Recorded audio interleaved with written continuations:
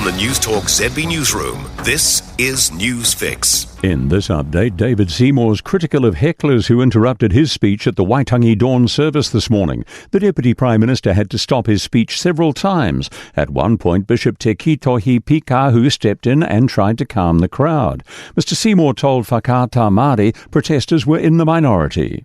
It only takes a dozen people to make a lot of noise, and it's probably that few people hiding in the dark that ruin it for the whole country. Catholic Bishop of Auckland Steve Lowe also addressed the service, describing Waitangi as a special place of connection, where people are asked to put aside their own agendas and come together. This treaty ground has its own wairua, its own spirit, capable of being able to connect and ground all of us in Aotearoa, New Zealand. The Hauraki and Coromandel regions are putting their best feet forward to welcome visitors this long weekend after being hit hard by severe weather 2 weeks ago.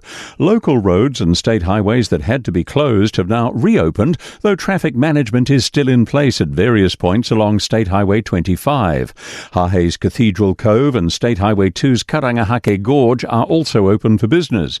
Destination Hauraki Coromandel General Manager Kylie Hawker-Green says the majority of local businesses have been well prepared for the weekend. There's a handful of businesses that did have some physical damage from the weather event to their business that they're just still recovering from. Fire and Emergency had 10 call-outs in areas affected by unionised firefighters walking off the job today. The organisation's calling for further strikes to be called off. Kate Rickard reports. 2 call-outs involved vegetation fires, one of which was a controlled burn-off and the second was an out-of-control grass fire. Others included a hazardous substance call-out, a medical response and a power plant fire. Fire and Emergency says continued strikes by the Professional Firefighters Union and the threat to expand them to twice weekly continues to put the public at risk. That's news.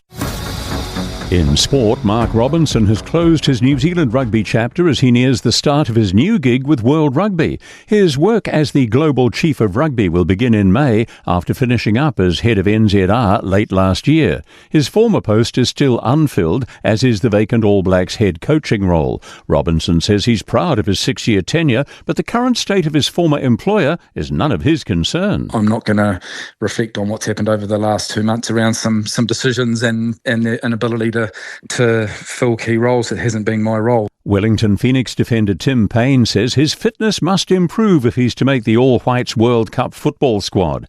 The 32-year-old had a pre-season Achilles heel injury and broke his collarbone in October. That's sport. I'm Joe Gilfillan. For more news, listen to Newstalk ZB on the free iHeart app.